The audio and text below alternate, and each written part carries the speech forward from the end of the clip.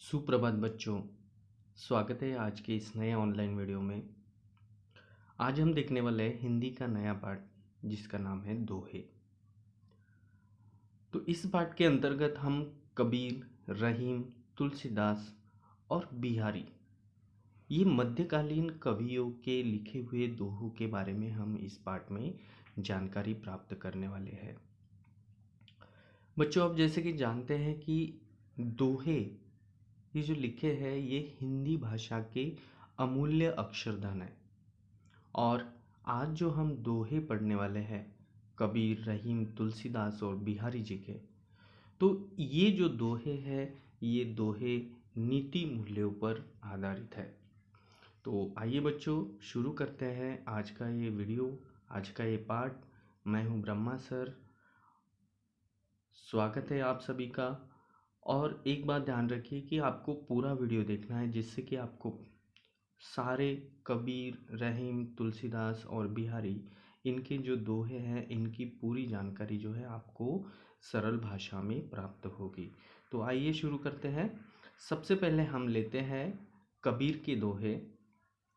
तो शुरुआत में हम कबीर का परिचय करा लेते हैं। कबीर का पूरा नाम जो है संत कबीरदास है और उनका अन्य नाम भी है, बहुत सारे लोग उनको कबीरा के नाम से भी जानते हैं। कबीर का जन्म लगभग 1398 में हुआ और इनका जन्म लहरतारा ताल, काशी में हुआ था। इनकी मृत्यु मगहर, उत्तर प्रदेश में 1518 के लगभग हुई थी। इनके बारे में जो है पूरी जानकारी निश्चित रूप से प्राप्त नहीं है, इसलिए यहाँ पर लगभग इस शब्द का उपयोग किया गया है। कबीर के बारे में अगर हम बात करते हैं तो ये एक समाज सुधारक कवि थे। समाज को अच्छे मार्ग पर लाने के लिए इन्होंने दोहों की रचना की थी। कबीर ने अपने दोहों की लिखावट में कबीर ने अपने दोहों में अवधी, सदुक्कड़ी, पंचमेल खिचड़ी, इस तरीके की भाषाओं का उपयोग किया था। माने कि कबीर के दोहों में हमें जो है बहुत सारी भाषाओं का मेल दिखाई देता है। और एक अलग बात कबीर के बारे में है कि कबीर निरक्षर थे, उन्होंने पढ़ाई नहीं की थी। इनके माता पिता के बारे में कोई निश्चित जानकारी प्राप्त नहीं है, लेकिन इनका जिन्होंने पालन पोषण किया था वही उनके माता पिता हैं, जिनका नाम नीरू और नीमा है। कबीर की पत्नी का नाम लोई था और उनके दो पुत्र थे, एक कमाल और कमाली, एक लड़का और एक लड़की। तो इस तरीके से इनका हमें अल्प परिचय प्राप्त होता है। हम देखते हैं आज का दोहा। काल करे सो आज कर, आज करे सो अब, पल में परलई होइगा, बहुरी करेगा कब। अर्थात हमारे पास समय बहुत कम है और इसी समय की वजह से जो है हमें जो काम हम कल करने वाले हैं, आने वाले कर्म में करने वाले हैं, वो काम हमें आज करना चाहिए। और जो काम हम आज करने की सोच रहे हैं वो काम हमें अभी करना चाहिए, ऐसे कबीर जी हमें बताते हैं। तो ऐसा क्यों बता रहे हैं कि कल, आने वाले कल में करने वाला काम आज करिए, आज का काम अभी शुरू करिए। ऐसा क्यों कह रहे हैं? क्योंकि किसी भी क्षण जो है पल भर में प्रलय आ सकता है, कोई भी आपत्ति आ सकती है, और जब आपत्ति आ जाती है तो हम कोई भी कार्य कर नहीं सकते हैं। तो इसीलिए कहते हैं कि अगर कोई प्रलय आ जाता है, आपत्ति आ जाती है, तो आप जो ये काम करने वाले थे ये कब करेंगे। इसीलिए कबीर जी यहाँ पर हमें बता रहे हैं कि जो काम कल करना है वो आज करो, और जो आज करना है वो अभी करो। यहाँ पर आप दोहे में देखेंगे काल यानी कल, काल यानी समय भी होता है, काल यानी कल। तो यहाँ पर दोहे में आपको काल यानी कल की बात कर रहे हैं। कबीर जी की दोहों में यहाँ पर आपको कुछ अशुद्ध शब्द भी दिखाई दे रहे हैं, जैसे परलय, परलय यानी प्रलय। दूसरा दोहा हम देखेंगे, कथनी मीठी खाड़ सी, करनी विष की लोई, कथनी तजी करनी करे, विष से अमृत होय। कथनी यानी बोल, और यहाँ पर करनी विष की लोय, लोय यानी आग की लपटे। कथनी तजी करनी करे, तजी यानी त्याग कर, करनी यानी कार्य। तो यहाँ पर कबीर हमें बता रहे हैं कि कथनी तो मीठी खांड की तरह हमें लगती है या हमें उसका महसूस होती है, भासती है। और अगर ऐसे लोगों की अगर हम आचरण की बात करें तो उनका आचरण विष की जो लपटें है, आग की जिस तरीके की लपटें होती है, वैसे ही आग की लपटें किससे, विष से भरी हुई, विष से भरी हुई आग की लपटों की तरह प्रतीत होता है। माने यहाँ पर कबीर जी बताते हैं कि कुछ लोग जो है बहुत मीठा बोलते हैं, लेकिन उनका आचरण जो है विष से भरे आग की लपटों की तरह हमें प्रतीत होता है। परंतु मनुष्य कथनी बातें या मीठी बातें त्याग कर कार्य करता है, कथनी तजी करनी करे, विष से अमृत होए। अर्थात कि मनुष्य कथनी बातें या मीठी बातें त्याग कर कार्य करता है तो विष को भी वह अमृत बना सकता है, या वह व्यक्ति विष को भी अमृत बना लेता है। तो इस तरीके से बच्चों यहाँ पर हमें कबीर जी ने मूल्य के बारे में बताया कि हमें समय का सदुपयोग करना चाहिए, अच्छा उपयोग करना चाहिए। समय किसी के बंधन में नहीं रहता है, समय निकलता जाता है, समय आगे बढ़ता रहता है, और इसीलिए कबीर जी यहाँ पर बता रहे हैं कि हमें समय पर कल करेंगे परसों करेंगे ये बात न सोचते हुए हमें अभी से उस कार्य को करना चाहिए। और दूसरी बात यहाँ पर बता रहे हैं कि हमारे आचरण के बारे में, कि जैसा हम बोलते हैं वैसा ही हमारा आचरण होना चाहिए। सिर्फ मीठी बातें या अच्छी बातें करने से कोई सफल नहीं होगा। तो हमें मीठी बातों को त्यागना है, कथनी बातें जो है इनको त्याग कर जो है कार्य करते रहना है। जैसा बोलेंगे वैसा कार्य करना है, तो जो है वह व्यक्ति विष से जो है अमृत बना सकता है। माने कि कोई भी बुरी चीज से भी, कोई भी बुराई से भी वो अच्छाई तैयार कर सकता है या दूसरों को परिवर्तित कर सकता है। तो इस तरीके से इस दोहे ने कबीर जी ने हमें बताया है। अगला हम देखेंगे रहीम।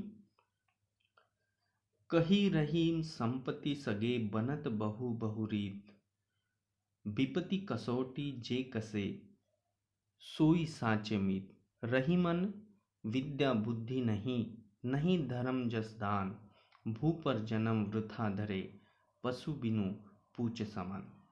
तो यहाँ पर रहीम जी का दोहा है।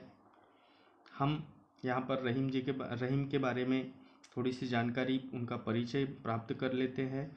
रहीम का जन्म 17 दिसंबर 1516 में 56 में रहीम का जन्म 17 दिसंबर 1556 में लाहौर में हुआ था। और ये जो रहीम कवि है ये मुगल साम्राज्य के दौरान ये हुए थे। इनका मृत्यु 1 अक्टूबर 1627 में आगरा में हुआ। इनकी समाधि अब्दुल रहीम खान खाना का मकबरा दिल्ली में स्थित है। इनकी पत्नी का नाम महबानू बेगम है, पिता का नाम बैरम खान है। और इनका अगर कार्य क्षेत्र हम देखते हैं तो ये कवि है, योद्धा थे, और साथ ही साथ अकबर के नवरत्नों में से एक थे। इनको जो है रहीम को अकबर ने खान या खान खाना यह उपाधि दी थी, क्योंकि गुजरात के युद्ध में इन्होंने शौर्य का प्रदर्शन किया था। माने हम कह सकते हैं कि यहाँ पर जो है रहीम जिस तरीके से वो कलम के धनी थे, उसके साथ साथ वे तलवार के भी धनी थे और मानव प्रेम के सूत्रधार थे। कबीर यह एक मध्यकालीन कवि है, सेनापति, प्रशासक, आश्रयदाता, दानवीर, कूटनीतिज्ञ, बहुभाषाविद, कला प्रेमी व विद्वान थे। इसके साथ साथ अगर हम रहीम के बारे में बात करते हैं तो भारतीय सामाजिक संस्कृति के वे जो है आराधक थे और रहीम सभी संप्रदायों के प्रति समादर भाव के सत्यनिष्ठ साधक थे। यानी कि कुल मिलाकर रहीम का व्यक्तित्व बहुमुखी प्रतिभा से संपन्न था। तो आइए अभी हम दोहा देखते हैं। कही रहीम संपत्ति सगे, सगे यानी दोस्त, बनत बहुत बहुरीत। तो इसका अर्थ यह है कि जब मनुष्य के पास धन संपत्ति होती है तो बहुत सारे लोग उसके मित्र बन जाते। जब मनुष्य के पास धन, पैसा, दौलत नहीं रहती है तो उसके पास कोई नहीं आता है, उसका दोस्त नहीं बनता है, मित्र नहीं बनता है। लेकिन जैसे ही मनुष्य के पास धन संपत्ति आती है या होती है तो बहुत सारे लोग उनके मित्र बन जाते हैं। लेकिन आगे यहाँ पर बताते हैं कि विपत्ति कसौटी जे कसे सोई साँचे मित्र। रहीम यहाँ पर हमें क्या कर रहे, सचेत कर रहे, सावधान कर रहे कि जब मुश्किल का समय होता है, उस मुश्किल के समय में अगर कोई साथ देता है तो वही हमारा जो है सच्चा मित्र कहलाता है।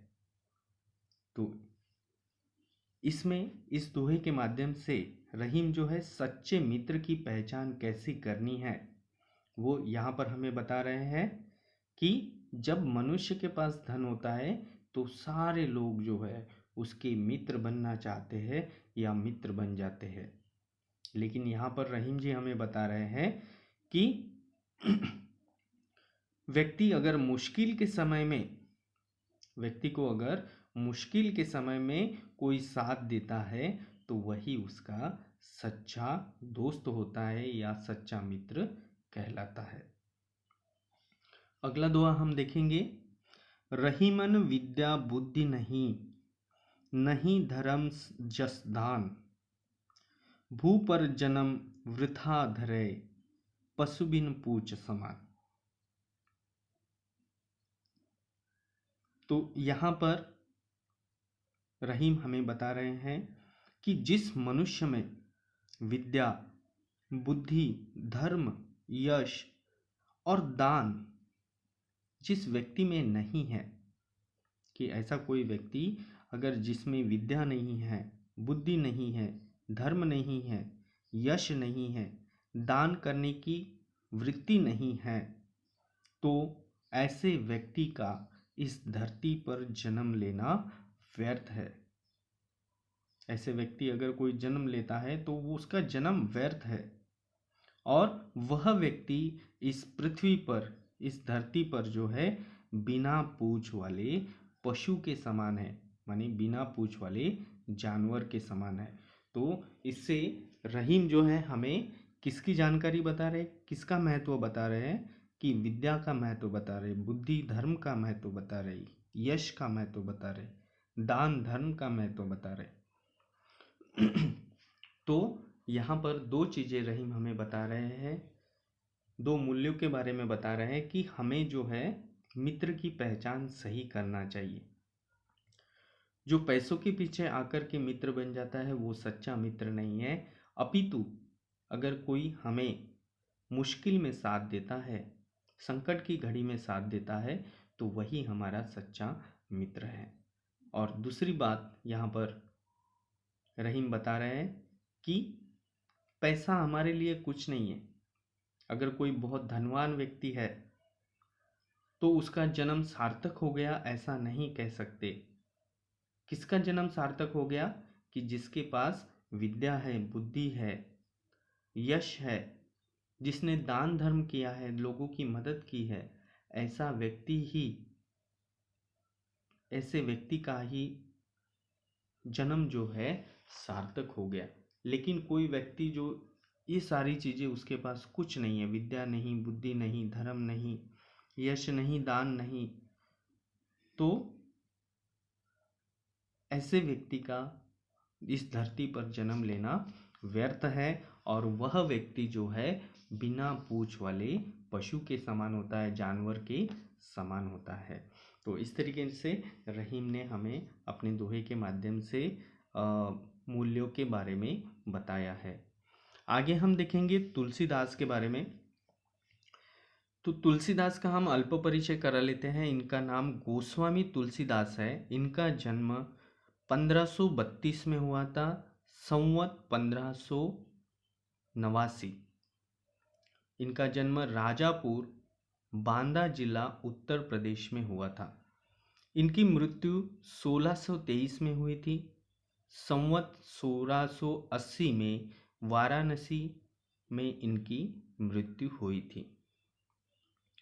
इनके साहित्य के बारे में अगर हम बात करते हैं तो इन्होंने रामचरितमानस, विनय पत्रिका, दोहावली, कवितावली, हनुमान चालीसा इत्यादि रचनाएं की थी।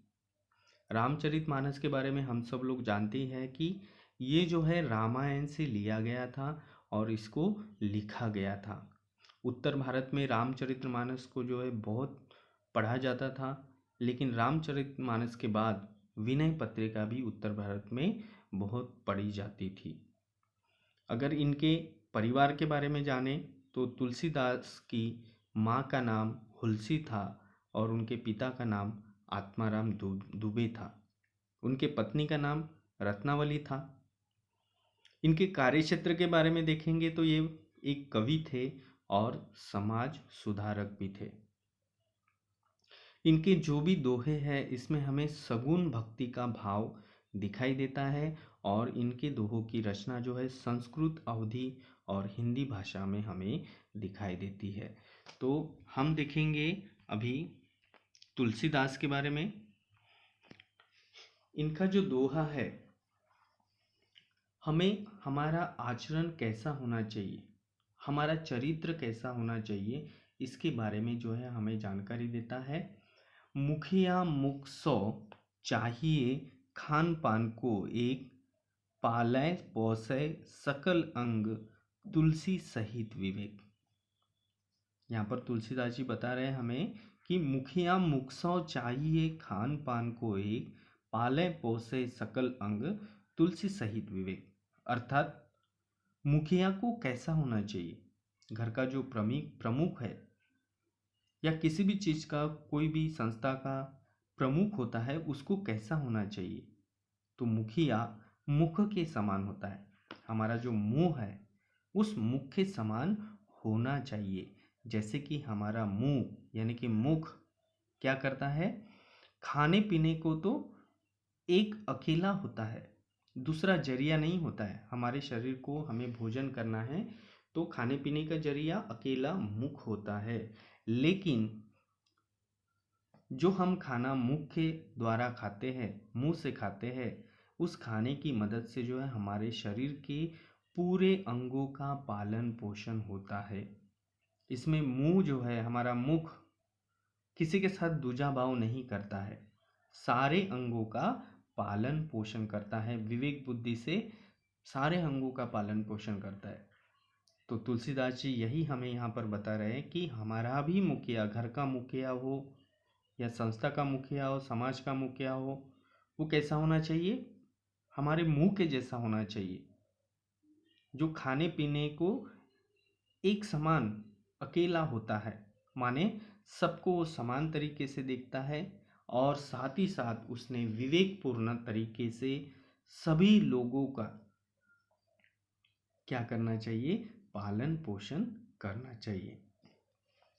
अगला देखते हैं, तुलसी या संसार में भांति भांति के लोग, सबसे हंस मिल बोलिए, नदी नाव संजो। यहाँ पर बता रहे तुलसीदास कि इस संसार में जो है विभिन्न व्यवहार, स्वभाव और प्रभाव वाले लोग रहते हैं या हमें दिखाई देते हैं। हर एक का स्वभाव अलग होता है, व्यवहार अलग होता है, प्रभाव अलग होता है। इस संसार में सुखपूर्वक जीने के लिए हमें क्या करना चाहिए कि इस संसार में हमें सुखपूर्वक जीना है, अच्छे से जीना है। तो इसके लिए तुलसीदास हमें बता रहे हैं कि हमें जो है हंस बोलकर अच्छा व्यवहार करते हुए जीवन जीना चाहिए। कैसे जीवन जीना चाहिए? हंस बोलकर जो है अपना सुखी जीवन जीना चाहिए। किसी के साथ भी हमें व्यवहार करना है, बातचीत करनी है, तो हमारा व्यवहार कैसा होना चाहिए? हंस बोलकर होना चाहिए, ना कि गुस्से से। और इसी तरह अगर हम रहते हैं, हंस बोलकर व्यवहार करते हैं, अच्छा व्यवहार करते हैं और जीवन जीते हैं, तो तुलसीदास जी बताते हैं कि संसार सागर को पार हो जाएगा। ऐसा करने से जो है जीवन जीना सरल और सुगम हो जाता है। कि अगर हम हंस बोलकर अच्छा व्यवहार करते हुए इस जीवन को जीते हैं, तो जो है हम संसार सागर को पार कर सकते हैं। और अगर हम ऐसा जीवन जीते हैं तो हमारा जीना सरल और सुगम हो जाएगा। तो इस तरीके से तुलसीदास जी हमें बता रहे कि हमारा आचरण कैसा होना चाहिए, हमारा चरित्र कैसा होना चाहिए और समाज में हमें कैसे रहना है। कि समाज में अलग अलग तरीके के लोग हमें दिखाई देते हैं, सबका व्यवहार अलग होता है, सबका स्वभाव अलग होता है, सबका प्रभाव अलग होता है। और ऐसी दुनिया में अगर हमें सुखपूर्वक जीना है, अच्छे से जीना है, तो तुलसीदास जी बताते हैं कि हमें हंस बोलकर अच्छा व्यवहार करते हुए जीवन जीना चाहिए। और अगर हम ऐसा करते हैं तो हमारा जीना सरल और सुगम हो जाता है। तो इस तरीके से तुलसीदास जी ने हमें अपने दोहे के माध्यम से बताया है। आगे हम देखेंगे बिहारी का दोहा है। इनके बारे में हम थोड़ी सी इनका परिचय जान लेते हैं। इनका जन्म जो है बिहारी का संवत 1595 में ग्वालियर में हुआ था। इनके पिता का नाम केशव राय था। इनकी जाति जो है माथुर चौबे थी, चतुर्वेदी। इनका बचपन जो है बुंदेलखंड में बीता। इनकी और ये युवावस्था में जो है इनका ससुराल मथुरा में था। वहाँ पे इन्होंने अपनी युवावस्था व्यतीत की। जब बिहारी जो है जयपुर नरेश के दरबार में रहकर काव्य रचना करने लगे थे। वो जयपुर नरेश के दरबार में ही रहते थे और वहीं पर जो है वो काव्य रचा करते थे और वहीं पर उन्हें जो है उनका नाम मिला और उनको बहुत सारी संपत्ति भी मिली। इनकी रचना एक ही है जिसका नाम है सतसई, या जिसको सप्तशती भी कहा जाता है। और इस रचना में कुल मिलाकर 719 दोहों का संकलन किया गया है। और अगर हम सतसई के बारे में देखते हैं तो इसको हम 3 भागों में बांट सकते हैं, जिसमें पहला नीति विषयक हिस्सा है, दूसरा भक्ति और अध्यात्म भाव पूरक हिस्सा लिखा गया है और तीसरा है श्रृंगार पूरक। और इस सतसई में सबसे ज़्यादा हिस्सा जो है श्रृंगार पूरक है। अब ये सतसई जो है ब्रज भाषा में लिखी गई थी। तो आइए देखते हैं बिहारी का दोहा। बढ़त बढ़त संपत्ति सलीलू, मन सरोज बढ़ी जाई, घटत घटत पुनि ना घटे, बरु समोल कुमिलाई। अब यहाँ पर बढ़त बढ़त संपत्ति सलीलू यानी पानी, मन सरोज बढ़ी जाई, सरोज यानी कमल, बढ़ी यानी बढ़ना, घटत घटत पुनि ना घटे, बरु समूल कुमिलाई। समूल यानी जड़ से और कुमिलाई यानी मुरझाना। तो यहाँ पर बिहारी अपने दोहे के माध्यम से बता रहे हैं हमें कि जैसे संपत्ति रूपी पानी जैसे जैसे बढ़ता है, माने कि व्यक्ति के पास धन या पैसा जैसे जैसे बढ़ता है, वैसे वैसे मन रूपी कमल जो है बढ़ता जाता है। बिहारी यहाँ पर बता रहे हैं कि बढ़त बढ़त संपत्ति सलीलू मन सरोज बढ़ी जाए। अर्थात कि जैसे जैसे संपत्ति बढ़ती है, पैसा बढ़ता है, वैसे जो है मन रूपी कमल ये भी बढ़ता जाता है। माने कि हमारी जो इच्छाएं हैं, आकांक्षाएं हैं, लालसा है, ये बढ़ती जाती है जैसे कि हमारा पैसा बढ़ता है।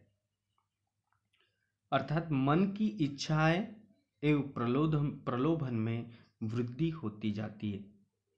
यहाँ पर यही कहना चाह रहे बिहारी कि हमारी जो मन की इच्छा है या प्रलोभन, लालसा, ये बढ़ता जाता है। जैसे पैसा बढ़ेगा ये सारी चीज़ें बढ़ती जाती है। लेकिन आगे यहाँ पर बता रहे कि लेकिन संपत्ति रूपी धन जैसे जैसे घटता है, लेकिन ये जो बढ़ा हुआ धन है ये जैसे जैसे घटता है, मन रूपी कमल जो है संकुचित नहीं होता। माने ये घटता नहीं। मन रूपी कमल जो संपत्ति की वजह से बढ़ा था वो संपत्ति कम होने से घटता नहीं, बल्कि पूर्ण रूप से मुरझा जाता है। जड़ से वो क्या हो जाता है, नष्ट हो जाता है, जड़ से मुरझा जाता है। और इसीलिए बिहारी यहाँ पर हमें बता रहे हैं कि मन की इच्छाओं को काबू में रखना चाहिए। हमें हमेशा अपनी मन की इच्छाओं को काबू में रखना चाहिए, नहीं तो मानव आनंद की क्षति हो जाती है। हमारा जो आनंद है उसका नुकसान हो जाता है। अगला दोहा हम देखेंगे, संगति सुमति न पाबही परे कुमति के धंध। संगति यानी साथ, सुमति यानी अच्छी मति, परे कुमति के धंध, धंध यानी कुमति यानी झंझट। राखो मैली कपूर में हिंग न होत सुगंध।